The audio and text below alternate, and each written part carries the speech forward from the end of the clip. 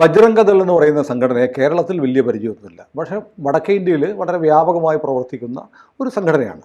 ഇതിനെ ഇപ്പോൾ നിരോധിക്കണമെന്ന് ആവശ്യപ്പെട്ടിരിക്കുന്നത് ഇന്ത്യയിലെ ക്രൈസ്തവ ബിഷപ്പുമാരുടെ ഏറ്റവും വലിയ ബോഡിയായ CBCI ആണ്. ഛത്തീസ്ഗഡിലെ കന്യാസ്ത്രീ വിഷയവുമായി ബന്ധപ്പെട്ടാണ് ബജ്രംഗദളിനെ നിരോധിക്കണമെന്നുള്ള ആവശ്യം ബിഷപ്പുമാരുടെ ഈ അംബ്രല ഇപ്പോൾ ആവശ്യപ്പെട്ടിരിക്കുന്നത്. അങ്ങനെ ഒരു സംഘടനയെ നിരോധിക്കണമെന്നൊക്കെ ക്രൈസ്തവ സഭ എന്ന് പറയാലോ, ബിഷപ്പുമാരെല്ലാം അവിടെ ചേരുമ്പോൾ ആവശ്യപ്പെടുന്നതിലെ യുക്തി എന്താണ്? യുക്തി നോക്കേണ്ട കാര്യമില്ല. ആർക്കും ആരെയും നിരോധിക്കണം എന്നൊക്കെ അവകാശപ്പെടാം. അവർക്കിഷ്ടമില്ല എന്ന് തോന്നുന്ന പ്രവൃത്തികൾ ചെയ്യുന്നവർ ഇവരെ നിരോധിക്കേണ്ടതാണ്, പുറത്തിറങ്ങി മുട്ടുകാല് തല്ലി പിടിക്കേണ്ടതാണ്. ഇവന്മാരൊക്കെ കുഴപ്പക്കാരാണ്. അപ്പം അതിനൊക്കെയുള്ള സ്വാതന്ത്ര്യം CBCIക്ക് നമ്മളെപ്പോലുള്ളവർക്കൊക്കെ ഉണ്ട്. DYFI നിരോധിക്കേണ്ട വലിയ ശല്യമാണ്. അപ്പം എനിക്കൊരു സംഘടനയുണ്ട്, ഒരു ലെറ്റർ ഹെഡ് വെക്കുന്നത്, ഞാനൊരു പ്രസ്ഥാനം പറയും, ആദ്യം ചിലപ്പോൾ പത്രത്തിൽ വന്നു വരും. അതൊക്കെ ചെറിയ വാർത്ത. ഇത് മനോരമ ഇന്ന് 5 കോളത്തിലാണ് വാർത്ത. അത് CBCI ആയതുകൊണ്ട്. മറ്റേത് തീരെ ചെറിയ സംഘടനയാണ്, ചിലപ്പോൾ റിപ്പോർട്ട് കൊടുത്തു എന്ന് വരില്ല. CBCI ഒരു പ്രബലമായ സ്ഥാപനമാണല്ലോ. അപ്പോൾ അവരുടെ ആവശ്യം വളരെ വലുതായിട്ട് തന്നെ വരും. അതിൽ കവിഞ്ഞുള്ള പ്രസക്തിയൊന്നും അതിനകത്തില്ല. സംഘടനയെ നിരോധിക്കുക എന്ന് പറഞ്ഞാൽ ഈ അൺലോഫുൾ ആക്ടിവിറ്റീസ് പ്രിവെൻഷൻ ആക്ട് പ്രകാരമാണ് നിരോധിക്കുന്നത്, UAPA. അത്തരം കുറ്റങ്ങളൊക്കെ ചെയ്തു കഴിഞ്ഞാൽ മാത്രമേ നിങ്ങൾക്ക് നിരോധിക്കാൻ പറ്റുള്ളൂ. അതല്ലാതെ ആരെങ്കിലും ചീത്ത പറഞ്ഞു നിന്നെ കണ്ടോളാമെന്ന് പറഞ്ഞാൽ 2 അടി കൊടുത്തു, ഇതൊന്നും പറഞ്ഞ് ഒരു സംഘടനയെ നിരോധിക്കാനൊന്നും പറ്റില്ല. അങ്ങനെയാണ് കേരളത്തിൽ എത്ര സംഘടനയെ നിരോധിക്കണം, എന്തെല്ലാം അടിപിടി കച്ചറ നടക്കുന്നു. പൊളിറ്റിക്കൽ പാർട്ടിയുടെ സമ്മേളനം നടക്കുമ്പോൾ അതിനകത്ത് കസര എടുത്ത് അങ്ങോട്ട് കൊണ്ട് തല്ലുന്നു, ഓർഡർ ഇതിനങ്ങ് നിരോധിക്കാൻ പറ്റുമോ? അതൊക്കെ ഇപ്പം ഈ ഒരു ഞാൻ പറഞ്ഞില്ലേ, ഈ ഇഷ്യൂവിൽ ഒരു രാഷ്ട്രീയമാണ് ഇതിൻ്റെ മുഖ്യം. കേരളത്തിൽ ക്രിസ്ത്യാനികൾ BJPക്ക് വോട്ട് ചെയ്ത് കളയും എന്ന് LDFും UDFും ഭയക്കുന്നു. ക്രിസ്ത്യാനികളിലെ വലിയൊരു വിഭാഗം ബിഷപ്പുമാരും അച്ഛന്മാരും ഭയക്കുന്നു. കുറേ അധികം ബിഷപ്പുമാരും അച്ഛന്മാരും BJPക്ക് വോട്ട് ചെയ്യും, അതിനെന്താ എന്ന് ചോദിക്കുന്നു. ഇതാണ് അവസ്ഥ. അപ്പോൾ അത് കിട്ടിയത് വെച്ച് പൊലിപ്പിക്കുക. ഞാൻ ഇന്നലെ തന്നെ സുനിലിനോട് പറഞ്ഞില്ലേ, ക്രിമിനൽ ലോയുടെ ദൃഷ്ടിയിൽ കന്യാസ്ത്രീമാർക്ക് ഇമ്മ്യൂണിറ്റി ഒന്നുമില്ല. ഇമ്മ്യൂണിറ്റി ഉള്ളത് ഹൈക്കോടതി ജഡ്ജി, സുപ്രീം കോടതി ജഡ്ജി, പ്രസിഡൻറ്റ്, ഇതുപോലുള്ളവർക്കാണ്. അവർക്കെതിരെ ഒരു FIR എടുത്ത് നിങ്ങൾക്ക് അന്വേഷണം നടത്താൻ പറ്റില്ല. അതിന് പ്രൊസീജിയറുണ്ട്, പറ്റില്ല എന്നല്ല, ഒരുപാട് വലിയ പ്രശ്നമാണ്. അങ്ങനെയാണ് ജസ്റ്റിസ് യശ്വന്ത് വർമ്മയുടെയൊക്കെ പ്രശ്നം. ബാക്കി മനുഷ്യരൊക്കെ കന്യാസ്ത്രീ ആണെങ്കിലും കന്യക അല്ലാത്ത സ്ത്രീ ആണെങ്കിലും ക്രിമിനൽ ലോയുടെ ദൃഷ്ടിയിൽ ഒന്ന് തന്നെയാണ്. അപ്പോൾ അത് കുറ്റം ചെയ്തെന്ന് തോന്നിക്കഴിഞ്ഞാൽ പോലീസ് അറസ്റ്റ് ചെയ്യും, കോടതി കൊണ്ടുപോകും, റിമാൻഡ് ചെയ്യുകയോ പിന്നെ വിചാരണ നടത്തുകയോ വെറുതെ വിടുകയോ ശിക്ഷിക്കുകയോ എന്താണെന്ന് വെച്ചാൽ ചെയ്യും. They are amenable to all criminal ഈ ലോ. ഇത് കേരള ഹൈക്കോടതി വ്യക്തമായിട്ട് പറഞ്ഞു. നമ്മളുടെ മാർ ആലഞ്ചേരി, അദ്ദേഹത്തിനെതിരെ ഒരു ക്രിമിനൽ കേസ് വന്നു. ചേർത്തലക്കാരനൊരു ആൽമായൻ എറണാകുളത്ത് കൊണ്ടുവന്നിട്ട് ക്രിമിനൽ കംപ്ലൈൻ്റാണ് കൊടുത്തത് പോലീസ് സ്റ്റേഷനിൽ. പോലീസ് FIR ഇട്ടില്ല. ഇയാൾ ഫൈറ്റ് ചെയ്ത് ഹൈക്കോടതിയിൽ വന്ന് ഹൈക്കോടതി പറഞ്ഞു FIR ഇടുന്നു ആലഞ്ചേരിക്കെതിരെ. പോലീസ് FIR ഇട്ടു, പക്ഷെ നടപടിയില്ല. ഇയാൾ വീണ്ടും ഹൈക്കോടതിയിൽ വന്നു. അപ്പോൾ ഹൈക്കോടതി പോലീസിനും ആലഞ്ചേരിക്കും നോട്ടീസ് അയച്ചു. ആലഞ്ചേരി ഹൈക്കോടതിയിൽ പറഞ്ഞു, ഈ നിയമം എനിക്ക് ബാധകമല്ല, ഇന്ത്യൻ നിയമം എനിക്ക് ബാധകമല്ല, ഞാൻ പോപ്പിൻ്റെ കാനൂൻ നിയമം അനുസരിച്ച് പ്രവർത്തിക്കുന്ന ആളാണ്. സോ എനിക്ക് സമൻസ് അയക്കാനുള്ള അധികാരം പോലീസിനില്ല. ഹൈക്കോടതി പറഞ്ഞു അത് കൊള്ളാം, പക്ഷേ അത് അവിടെ അരമനയ്ക്കുള്ളിലെന്ന് പറഞ്ഞാൽ മതി, മര്യാദയ്ക്ക് സ്റ്റേഷനിൽ പോയി ഹാജരാകും. പിന്നെ ഒരളവ് കിട്ടിയത് സ്റ്റേഷനിൽ പോകണ്ട, വലിയൊരു വ്യക്തിയല്ലേ, അതുകൊണ്ട് പോലീസുകാർ വേണമെങ്കിൽ അവിടെ പോയി ചോദ്യം ചെയ്യട്ടെ എന്ന് പറഞ്ഞു. അറസ്റ്റൊന്നും ചെയ്തില്ല. അപ്പോൾ അന്ന് തന്നെ കോടതി ഇത് വളരെ വ്യക്തമായിട്ട് പറഞ്ഞിട്ടുണ്ട്. ഇതിന് പുറകിൽ വർഷങ്ങൾക്ക് മുമ്പ് ജോസഫ് പുലിക്കുന്നേൽ കൊടുത്ത ഒരു റിട്ട് ഹർജിയുണ്ട്. ഇന്ന് വരെ ദൈവം സഹായിച്ച് ഹൈക്കോടതി പരിഗണിക്കാത്തൊരു ഹർജി. 1-2 തവണ ലിസ്റ്റ് ചെയ്തു. പിന്നെ ആ ജന്മം മുഴുവൻ അങ്ങ് തീർന്നു. പുലിക്കുന്നിൽ മരിച്ചും പോയി. പുലിക്കുന്നിൽ പറഞ്ഞു ഈ കാനോൻ നിയമം തന്നെ നിയമവിരുദ്ധമായിട്ട് പ്രഖ്യാപിക്കണം. രാജ്യത്ത് ഭരണഘടനയും മറ്റ് നിയമങ്ങളും ഉള്ള സ്ഥിതിക്ക് പോപ്പിൻ്റെ വത്തിക്കാനിലെ ഒരു നിയമം കൂടെ ഇവിടെ നടപ്പിലാക്കുന്നു കുറേ ആൾക്കാർ. ജസ്റ്റ് ലൈക്ക് ശരിയ. ഈ ഓരോ മതത്തിനും ഓരോ നിയമം, അത് പാർലമെൻറ്റ് അംഗീകരിച്ചോ ഇല്ല എന്നുള്ളതല്ല, ഞങ്ങളതങ്ങ് നടപ്പിലാക്കുകയാണ്. ആ നിയമം അനുസരിച്ച് വിധി പ്രഖ്യാപിക്കുകയും അതനുസരിച്ച് ശിക്ഷിക്കുകയും പുറത്താക്കുകയും ഇതുമൊക്കെ ചെയ്യുന്നു. ഇപ്പോൾ ഒരു പാരലൽ നിയമവ്യവസ്ഥ നിലവിലിരിക്കുന്നു. അതുകൊണ്ട് ഇത് റദ്ദാക്കണം. അപ്പോൾ സാധാരണയിൽ ഇത്തരം വളരെ അടിസ്ഥാനപരമായ കേസുകൾ വന്നു കഴിഞ്ഞാൽ ഹൈക്കോടതി എന്താ ചെയ്യുക? അത് അഡ്ജേൺ ചെയ്യും. താരിഖ് പേ താരിഖ്, താരിഖ് പേ താരിഖ്. അങ്ങനെ പുലിക്കുന്നൻ്റെ ജീവിതം മുഴുവൻ തീർന്നുപോയി. ഇപ്പോഴും ഹൈക്കോടതിയിൽ ആ ഹർജി എവിടെയെങ്കിലും ഒരു മൂലയ്ക്ക് കിടപ്പുണ്ടാകും. ഈ കക്ഷി മരിച്ചു കഴിഞ്ഞാൽ പിന്നെ ഹർജി ക്യാൻസലായി പോകും, ഇൻഫ്രക്റ്റസ് ആകും. സോ ബട്ട് ഇത് റേസ് ചെയ്ത് ഒരുപാട് പേരുണ്ട്. പുലിക്കുന്നൻ മാത്രമല്ല, പുലിക്കുന്നൻ അറിയപ്പെടുന്ന ഒരു റിബലായിരുന്നു ക്രൈസ്തവ സഭയിലെ. അറിയപ്പെടാത്ത ഒരുപാട് പേരുണ്ട് സഭയുടെ ഈ ദ്രോഹത്തിൽ പെട്ടുപോകുന്നവർ. മഹറോൻ ചൊല്ലി പുറത്താക്കുക എന്ന് പറയുന്ന ഏർപ്പാടുണ്ട്. സമുദായ ഭ്രഷ്ടനാക്കുക,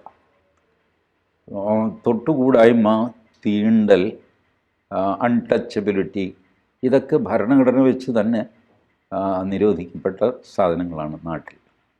ബട്ട് സമുദായ ഭ്രഷ്ടനാക്കുന്നതിന് നിരോധനമില്ല. ഓസ്ട്രസിസം, അതിന് ലീഗൽ പ്രൊവിഷനില്ല. ഒരാളെ നമ്മൾ കോമൺ ആയിട്ട് എല്ലാവരും ചേർന്നിട്ട് ഒരാളെ ഒറ്റപ്പെടുത്തി എന്ന് വയ്ക്കുക, നിയമത്തിന് ഒന്നും ചെയ്യാൻ സാധ്യമല്ല. നമ്മളാകെ ചെയ്യുന്നത് അയാളെ നമ്മുടെ വീട്ടിലെ ഒരു ചടങ്ങിനും ക്ഷണിക്കില്ല, അയാളുടെ വീട്ടിൽ നിന്ന് ആരും പെണ്ണെടുക്കുകയില്ല, കൊടുക്കുകയില്ല, ഒന്നും ചെയ്യില്ല അയാളുമായിട്ട്. അതല്ല, അയാളുടെ വീട്ടിൽ നിന്ന് തന്നെ നിങ്ങൾ കല്യാണം കഴിക്കണമെന്ന് നിയമത്തിന് പറയാൻ പറ്റുമോ? This is the trick which is being used. അപ്പോൾ ഇങ്ങനെ ഒരുപാട് കാര്യങ്ങൾ കത്തോലിക്ക സഭയിലും മറ്റ് സഭകളിലും ഒക്കെ ആയിട്ടുണ്ട്, വിച്ച് നീഡ്സ് റിഫോംസ്. അത് അവരുടെ ഉള്ളിൽ നിന്ന് തന്നെ ഈ ആവശ്യങ്ങൾ വരുന്നുണ്ട്. അത് ശരി, അത് അവരുടെ ഒരു സാമൂഹ്യമായ അവരുടെ പരിമിതികൾ മറികടക്കാൻ അവർ തന്നെ നടത്തുന്ന ശ്രമങ്ങൾ എന്ന് വിചാരിക്കാം. ബട്ട് ആ ആനുകൂല്യം ക്രിമിനൽ ലോയിൽ ഇവർക്ക് കൊടുക്കാൻ പറ്റില്ല. ഇവർക്കെന്നല്ല, ആർക്കും കൊടുക്കാൻ പറ്റില്ല. സോ ഒരു FIR ഇട്ട് criminal law if starts in to motion, അത് ഒരു ലോജിക്കൽ കൺക്ലൂഷന് പോവും. റിമാൻഡ്, ജാമ്യം, വിചാരണ, വിധി, ഇത്രയും സ്റ്റെപ്പുകൾ കടന്ന് ആ സാധനം പോവും. അതല്ലെങ്കിൽ പോലീസിന് റഫർ റിപ്പോർട്ട് കൊടുക്കാം.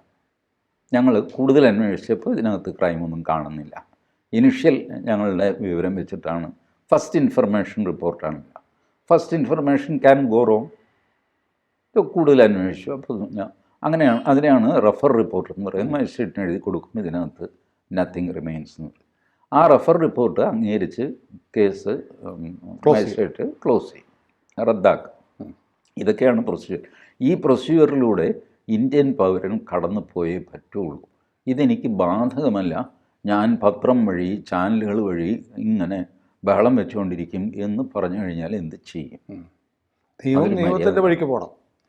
140 കോടി ജനങ്ങളോടടുത്ത് കന്യാസ്ത്രീ എന്തെങ്കിലും കുറ്റം ചെയ്ത് കാണാം, പള്ളിയിലച്ചൻ ചെയ്ത് കാണാം, മോഹൻദാസ് ചെയ്തിട്ടുണ്ടാകും, സുനിൽ നിയമം എല്ലാവർക്കും ഒന്നായിരിക്കണ്ടേ?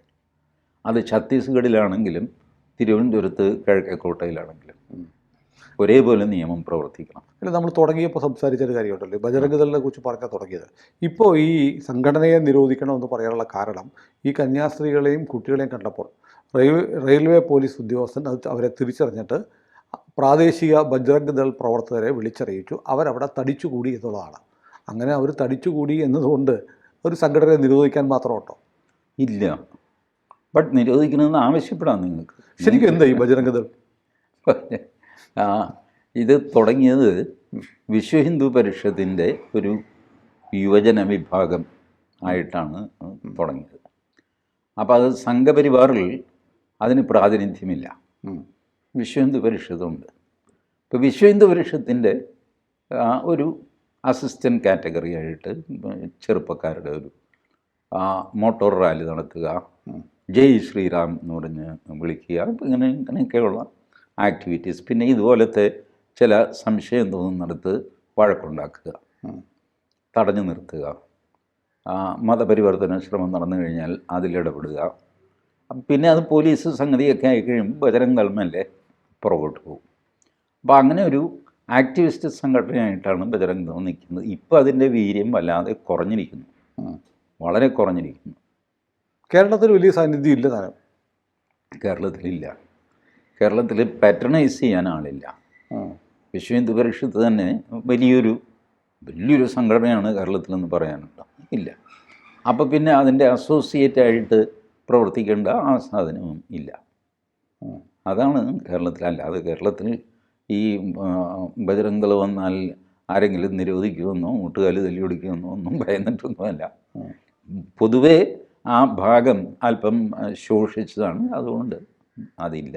കാരണം ഇപ്പോൾ ഞാനത് ചോദിച്ചത്, ഇപ്പോൾ ഈ മനോരമയൊക്കെ വായിക്കുന്നവർ ബജരംഗ് ദൾ എന്നൊക്കെ പറഞ്ഞാൽ എന്ത് വലിയ ഭീകര സംഘടനയാണെന്ന് തോന്നിയാലോ എന്ന് കരുതിയിട്ടാണ് ഞാനത് ചോദിച്ചത്. അല്ല, അത് ഈ ഇതൊന്നും ഇല്ലെങ്കിലും ഇതൊക്കെ തോന്നിപ്പിക്കാം. ഈ ഞാൻ പറഞ്ഞില്ലേ, ഒരു 4-5 തവണ എറണാകുളം ജില്ലയിൽ റെഡ് അലർട്ട് എന്ന് ടി വിയിൽ ഫ്ലാഷ് വന്നു കഴിഞ്ഞാൽ എല്ലാവരും ഒന്ന് പേടിക്കും. ഇവിടെ എന്തോ കുഴപ്പം വരാൻ പോകുന്നുണ്ട്. അതേസമയം പുറത്തിറങ്ങി കഴിഞ്ഞാലും ഒന്നും ഇല്ലതാനും.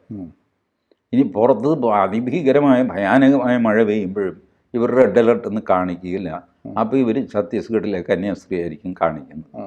അപ്പോൾ ഇത് you can create an illusion so that people are just started believing it. അങ്ങനെയാണ് സംഭവിക്കുന്നത്. മാധ്യമങ്ങൾക്ക് ആ ഒരു അന്തരീക്ഷം ഉണ്ടാക്കാൻ പറ്റും. ഇപ്പോൾ കേരളത്തിലെ ക്രിസ്ത്യാനികൾ പൊതുവെ അവർക്കൊരു സംഗതി വലിയ കുഴപ്പമാണല്ലോ, ഇനിയിപ്പോൾ നമ്മളെയൊക്കെ പോലീസ് പിടിച്ചുകൊണ്ട് പോവുമോ എന്നൊരു തോന്നൽ. അപ്പോൾ വി.ഡി. സതീശൻ, പിണറായി വിജയനൊക്കെ പറയുന്നു ഇവിടെ ഒന്നും ഒരു കുഴപ്പമുണ്ടാകുന്നത് ഞാൻ നോക്കിക്കോളാം. അപ്പോൾ ഇവരുടെ മനസ്സിൽ എന്താണെന്ന് വെച്ചാൽ നരേന്ദ്രമോദി വാളും കുന്തവും പടക്കവും ഒക്കെ ആയിട്ട് വരുന്നു. അതിനു മുമ്പിൽ നെഞ്ചു വിരിച്ച് വി.ഡി. സതീശനും പിണറായി നിൽക്കുന്നു. തൊട്ടു പിന്നിൽ നമ്മളുടെ Mar Joseph, Mar Thomas, Mar Jacob, ഇങ്ങനെ ഉള്ള നിരകൾ നിൽക്കുന്നു. നമ്മൾ സംരക്ഷിതരാകുന്നു. അതിനിടയ്ക്ക് വീണ്ടും BJP ഇങ്ങനെ നോക്കുന്നു. രാജീവ് ചന്ദ്രശേഖർ പുള്ളിയുടെ താടിയൊക്കെ വെച്ചിട്ട് നിൽക്കുന്ന ക്രിസ്ത്യാനിയില്ലേ അയാളെ വെട്ടി ഉച്ചയ്ക്ക് എനിക്ക് ചാപ്പാടിന് വേണം എന്ന് പറയുന്നു. ഇങ്ങനെ ഒരു ചിത്രം മനസ്സിൽ പേടിപ്പിക്കാനായിട്ട് ഉണ്ടാക്കാൻ സമർത്ഥമായിട്ട് സാധിക്കും. അതാണ് ഈ ചാനലുകൾ ഇങ്ങനെ അലക്കിക്കൊണ്ടിരിക്കുന്നത്. We asked a question yesterday, show us the copy of FIR. ആരെങ്കിലും കാണിച്ചോ? ഇല്ല, ഇതുവരെ കാണിച്ചില്ല. FIR-ൽ 68-ലെ മതപരിവർത്തന നിരോധിത നിയമം കൂട്ടിച്ചേർത്തു എന്ന് മനോരമ എന്നൊരു വാർത്ത കൊടുത്തു. അത് ഏത് നിയമം? ആ വകുപ്പെങ്കിലും ഒന്ന് പറഞ്ഞു. അത് 68-ലെ നിയമം എന്ന് പറയുന്നുണ്ട്. അത് കോൺഗ്രസ് സർക്കാർ കൊണ്ടുവന്ന നിയമമാണ്. സർക്കാർ ഏതുമായിക്കോട്ടെ, I will not blame. Congress സർക്കാർ ഒരു നല്ല കാര്യം ചെയ്താൽ നല്ലതാണെന്ന് പറയുന്നുണ്ട്. 68-ൽ കോൺഗ്രസ് സർക്കാർ ചെയ്തത് നല്ല കാര്യം തന്നെയാണ്. Not only in Madhya Pradesh. അന്ന് ഛത്തീസ്ഗഡ് ഇല്ല, മധ്യപ്രദേശിൻ്റെ ഒരു ഭാഗമാണ് ഈ ഛത്തീസ്ഗഡുകൾ. പൊതുവെ അവിടെ മധ്യപ്രദേശിലും മഹാരാഷ്ട്രയിലും ഒക്കെ മണ്ണ് പണി ചെയ്യുന്നവരാണ്. ഈ ട്രഞ്ച് കുഴുകി കെട്ടിടത്തിന് അടിത്തറ വലിയ പ്ലാന്റുകളൊക്കെ വന്നു കഴിയുമ്പോൾ ഈ മണ്ണ് പണി ചെയ്യാനായിട്ട് ആളെ വേണം. അത് കൂടുതലും സ്ത്രീകളാണ് ചെയ്യുന്നത്. കുട്ടികളുമായിട്ട് വന്നിട്ട് അവർക്കൊരു ഓലക്കുടിൽ ഇങ്ങനെ നിരത്തി ഇങ്ങനെ കുടിൽ പണിഞ്ഞിട്ട് ടെമ്പററി ആയിട്ട് അവർക്ക് താമസിക്കാം. അവർ ഇത് ചെയ്യും. അവരുമായിട്ട് നല്ല ഇൻട്രാക്ഷനിലായിരുന്നു ഞാൻ മഹാരാഷ്ട്രയിലുള്ളപ്പോൾ. അവർ ഛത്തീസ്ഗഡ് കോളനി എന്നാണ് ഞങ്ങൾ വിളിച്ചുകൊണ്ടിരുന്നത്. ഛത്തീസ്ഗഡുകാരാണ് മൊത്തം അവിടെ കുടിൽ വെച്ച് താമസിക്കുന്നത്. അപ്പോൾ അവരുടെ ഹോളിക്ക് ഒരു തവണ അവരെന്നെ ക്ഷണിച്ചു. അത് പേടിപ്പിക്കുന്ന ഒരു അനുഭവമായിരുന്നു കേട്ടോ. അപ്പോൾ രാത്രി ഒരു 8 മണിയാകുമ്പോഴാണ് ഹോളി ഉത്സവം അവരുടെ തുടങ്ങും. ഹോളിയുടെ ദിവസം രാത്രി പ്രത്യേക ഉത്സവം എന്താ. അപ്പോൾ 8 മണിക്ക് ഞാനവിടെ ചെന്നു. മലയാളികൾ വളരെ കുറവായിരുന്നു, 3-4 പേരേ ഉള്ളൂ. അതിലൊരു VIP എന്ന് പറഞ്ഞിട്ടാണ് എന്നെ വിളിച്ചത്. ഞാനവിടെ പോയി കഴിഞ്ഞപ്പോൾ ഒരു അമ്മച്ചി വന്ന് വലിയൊരു കുങ്കുമം പൊട്ടൊക്കെ തൊട്ടു. എന്നിട്ട് എൻ്റെ കാൽക്കൽ വീണ് നമസ്കരിച്ചു. ഞാൻ ഞെട്ടിപ്പോയി. ആ സ്ത്രീ, അന്ന് എനിക്കൊരു 28-29 വയസ്സുണ്ട്. ഈ സ്ത്രീക്ക് കുറഞ്ഞതൊരു 75 വയസ്സുണ്ട്. ഞാൻ ഞെട്ടിയിട്ട് ഞാൻ പറഞ്ഞു, ഇതെന്താ ഇത്? അല്ല, അതാണ് അതിൻ്റെ ചടങ്ങ്. ഈ ആരെയാണോ ഞങ്ങൾ മുഖ്യാതിഥിയായിട്ട് കൊണ്ടുവന്നിരിക്കുന്നത് അത് ശിവൻ ആണെന്നാണ് ഞങ്ങളുടെ സങ്കല്പം. അയാളുടെ പ്രായമൊന്നും പ്രശ്നമൊന്നുമല്ല. ശിവനാണ്. ഇനി ഇവിടെ മുതൽ അങ്ങോട്ട് നിങ്ങൾ ശിവനാണ്. അപ്പം ശിവൻ അവിടെ ഇരുന്ന് അവർ ഒരു ഭജന, അതിൻ്റെ താളം ഇത് മുറുകി ഒരു 10 മണി വരെയൊക്കെ ഞാൻ പിടിച്ചു നിന്നു. ശരിക്കും ഞാൻ പറയാം, മൃത്യുവിൻ്റെ താളമാണ്. ശിവൻ മൃത്യുഞ്ജയനുമാണല്ലോ. കാവാലൻ നാരായണ പണിക്കർ ഇതിനെ ശവതാളം എന്ന് വിളിക്കുന്നത്. ഒരു പ്രത്യേക തരത്തിലുള്ള അവരുടെ ഡോലക്, അത് ഡോലക്കും അല്ല, പഖ്വാജ് എന്നൊക്കെ പറഞ്ഞൊരു വാദ്യമുണ്ട്. നമ്മളുടെ കഥകളിയുടെ ഇതുണ്ടല്ലോ, മൃദംഗം, അതിനെന്താ പറയുക, പക്കമേളം. കഥകളിയിൽ അതറിയില്ല, പേരറിയില്ല. കഥകളിയുടെ ചെണ്ടയുണ്ട്, പിന്നെ മൃദംഗം പോലത്തെ ഇതില്ല, അതിനൊരു പേരുണ്ട്, അപ്പോൾ അത് വരുന്നില്ല. ശരി, അതുപോലത്തെ ആ ഷേപ്പാണ്. അപ്പോൾ ഇതിൻ്റെ താളം മുറുകി മുറുകി വന്നു കഴിഞ്ഞ് 2 എണ്ണമേ ഉള്ളൂ. എനിക്ക് വല്ലാതെ ഒരു ആകെ കൂടെ പേടിയാവുക, എന്തൊക്കെയോ മൊത്തം അന്തരീക്ഷം മാറി. അപ്പോൾ ഞാൻ പതുക്കെ കൂടെയുള്ള ആളിനോട് പറഞ്ഞു, ഞാൻ പോവുകയാണ്.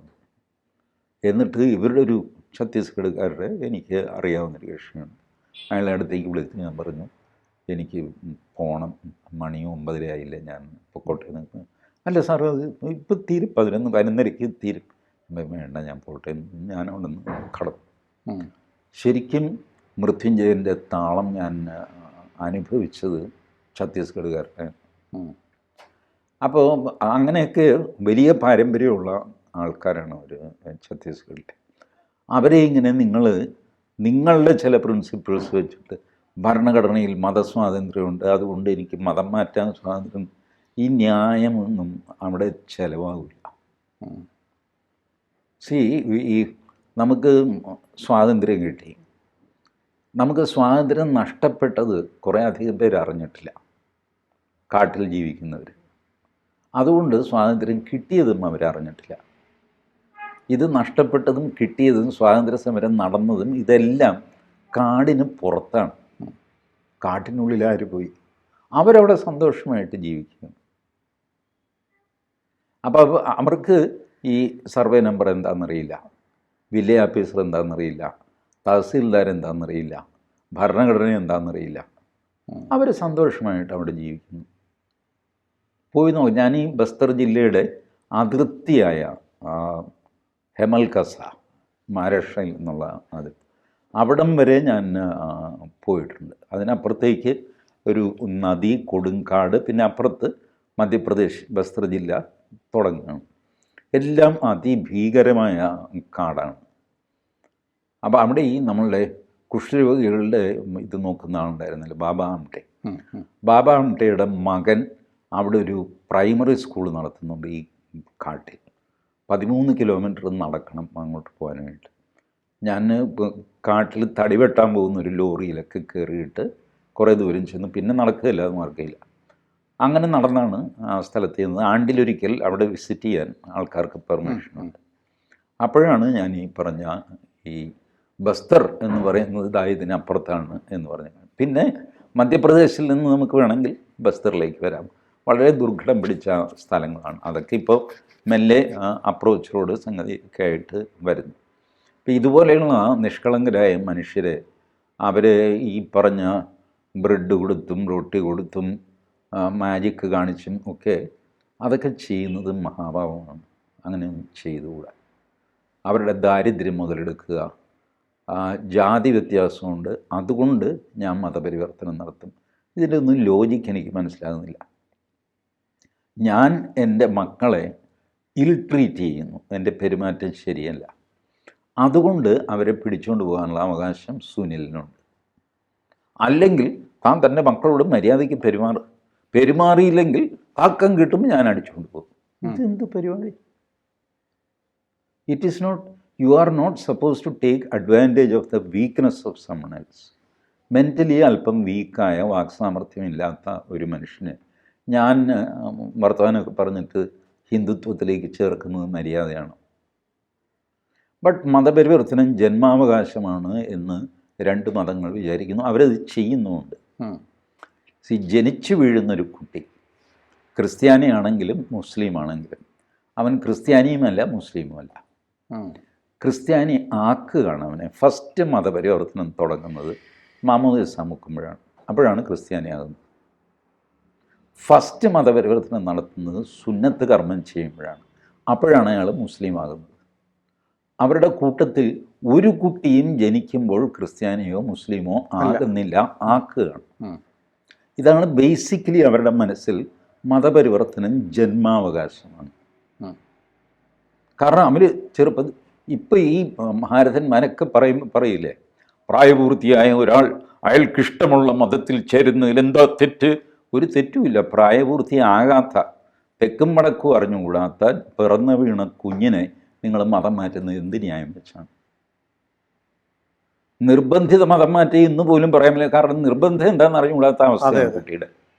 ആ സമയത്തല്ലേ അയാളെ മുസ്ലിമാക്കുന്നതും ക്രിസ്ത്യാനിയാക്കുന്നത്. That is permitted. That is permitted. Nobody will question that. സത്യമല്ലേ ഇത്? പിറന്നു വീണ കുട്ടിയെ മതം മാറ്റുന്നത് ആരാണ്? രണ്ട് മതങ്ങളാണ്. പക്ഷെ നോട്ടമെല്ലാം ഹിന്ദുക്കളുടെ നേർക്കാണ്. ചെറുപ്പത്തിലെ അമ്പലത്തിൽ കൊണ്ടുപോകുന്നു. ചെറുപ്പത്തിലെ ഈ പ്രവൃത്തി ചെയ്യുന്നതിനൊരു കുഴപ്പമില്ല. ചെറുപ്പം പോലും അല്ല, ചെറുപ്പമായിട്ടില്ല, ഇളം കുരുന്നിനെ. സത്യമല്ലേ ഈ ചെയ്യുന്നത്? ഹിന്ദു മതത്തിൽ അങ്ങനെ ഒരു പരിവർത്തന സംഗതിയുണ്ട്. അച്ഛൻ്റെ കൂടെ അമ്പലത്തിൽ പോയാൽ പോയി, പോയില്ലെങ്കിൽ പോയില്ല. പിടിച്ചു വലിച്ച് അമ്പലത്തിൽ കൊണ്ടുപോകുന്ന ഒരാളിനെ ഞാൻ കണ്ടിട്ടില്ല. ഒരു തലമുറ മുമ്പ് വൈകുന്നേരം നാമം ജപിക്കണം എന്നൊക്കെ പറഞ്ഞ് അമ്മമാർ ശാസിക്കാറൊക്കെ ഉണ്ടായിരുന്നു. ജപിച്ചില്ലേ പോയി. ഇത്രയൊക്കെ ഉള്ളൂ. അത് ഈ പ്രൊഫഷണൽ മതപരിവർത്തനം ചെയ്യുന്നത് ലെജിറ്റിമേറ്റും മറ്റതെന്തോ കുഴപ്പവും. ആ കുഴപ്പത്തിൽ നിന്ന് ഞാൻ മുതലെടുക്കും, ഞാൻ ഇങ്ങോട്ട് മാറ്റും. ഹിന്ദുക്കളിൽ ജാതി വ്യവസ്ഥയുണ്ട്, അതുകൊണ്ട് ഇസ്ലാമിനെ അവരെ പിടിച്ചുകൊണ്ട് പോകാൻ അവകാശമുണ്ട്. എന്ത് പരിപാടി? ഏതായാലും ഇത് എൻ്റെ അനിയന് മുടന്താണ്, അതുകൊണ്ട് അവനെ പിടിച്ചുകൊണ്ട് പോകാൻ സുനിലിന് അവകാശമുണ്ട്. അല്ലെങ്കിൽ മുടന്നിന് താൻ മാസം 10,000 രൂപ ചിലവിന് കൊടുക്ക്. അല്ല, എൻ്റെ കയ്യിലില്ല, അതുകൊണ്ടാണ്. എന്നാൽ പിന്നെ അവനെ ഇങ്ങോട്ട് താ, ഞാൻ മാസം 15,000 രൂപ കൊടുക്കണം. എൻ്റെ അനിയനാണെന്നേ, മുടന്തനാണെങ്കിലും പട്ടിണിയാണെങ്കിലും ഞങ്ങൾ ഒരുമിച്ച് കഴിയും. അതൊന്നും പറ്റില്ല. തനിക്ക് അയാൾ സംരക്ഷിക്കാൻ കഴിവില്ല, അതുകൊണ്ട് ഞാൻ അയാളെ മതം മാറ്റിയ എൻ്റെ കൂട്ടത്തിൽ. ഇതൊക്കെ എന്ത് ന്യായമാണ്? എനിക്ക് മനസ്സിലാവുന്നില്ല. ഏതായാലും ഈ ഛത്തീസ്ഗഡ് സംഭവം ഇത്തരം ചില ചർച്ചകൾക്ക് വഴിവെക്കുമെങ്കിൽ, ഒരു സാധ്യതയില്ല കേരളത്തിൽ, വഴിവെക്കുമെങ്കിൽ നന്നായിരുന്നു. ഓക്കെ. കൂടുതൽ വാർത്തകളും വിശേഷങ്ങളും നിങ്ങളിലേക്ക് എത്താൻ ABC മലയാളം സബ്സ്ക്രൈബ് ചെയ്യുക, ബെൽബട്ടനും അമർത്തുക.